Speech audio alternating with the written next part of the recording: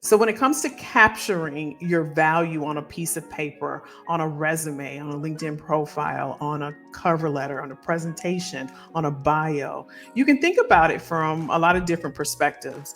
One of the ways that I think about capturing your value, your skills, your knowledge, your experience, your successes, your achievements, is to think of it from a relevancy standpoint. And so I wanted to share with you three different ways to think about relevancy. The first of which is any outdated or antiquated skills, tools, processes, procedures. Maybe you started a role, a position that you're in currently, and you were using a specific type of software, or maybe you were using a specific database. I remember when I was in recruiting, we used to use Access. This was before Windows and Excel and all of that. We used to use Access database, right? And so now we have applicant tracking systems. So when you started your role, what are some of the things you started off with, but now maybe you use a different procedure or a process? Are you capturing that on your resume? You want to think about, even in some roles, the job description may say um, a version of something, right? A version of a type of software.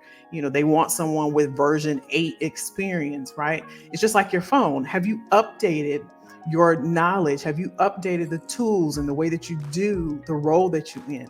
Regardless of if you're in that same position at a particular company, even if you've moved around, has your skills been updated? So when you think about relevancy, that's one of the ways to think about it. Any outdated skills or tools or processes or procedures. Another way to think about relevancy is now they have what's called a relevancy score. You can Google that.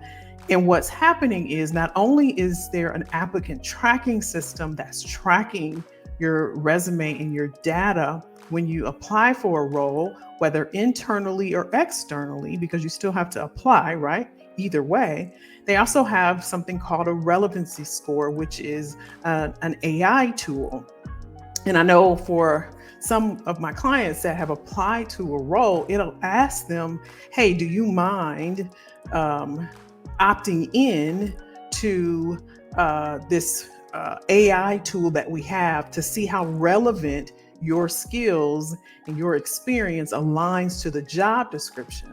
Now, one thing to consider as a side note, if you don't opt in from a recruiter standpoint, I'd rather look at those that have opted in versus those that have not. Here's why. If I get 200 resumes for a director of operations position, and I know the applicant tracking system is going to weed some out to maybe, I don't know, 90.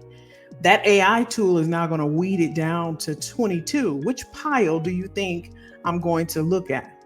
Based off of all the roles that I'm already looking for, I'm going to go for the pile that has the 20. It's already been scanned by the applicant tracking system, and it's already been scanned by artificial intelligence in terms of relevancy score. So you want to think about that if you are considering an external opportunity. Even if you created your resume with ChatGPT, you want to be mindful of they already have tools that are attached or supplement the applicant tracking system that are made from artificial intelligence. So think about that when it comes to relevancy. And I guess the last thing in terms of relevancy, you want to think about how is your digital presence online? Are you relevant in terms of the market, in terms of the industry and what's happening? Do you have a digital presence? Are you an industry leader, a thought leader in your industry? Do you attend the latest webinars and conventions and conferences and events in your industry? So if I'm looking at a resume and in a particular area, I don't know, quality assurance, right? And I see on your resume that you are part of the QA society, right? Now, a recruiter, it may not mean anything to a recruiter, but to a decision maker, they're like, oh, okay, I want to invite Eric in because he's a part of the Q. I am also, right? So being relevant, that's part of being out there in the market, going to events and networking and conferences and things like that. It doesn't mean that you do it all the time, but maybe you're an active member of an association. So these are ways that you can capture value on your documents as it relates to relevancy, not having outdated or antiquated skills, tools, databases, process, or procedures.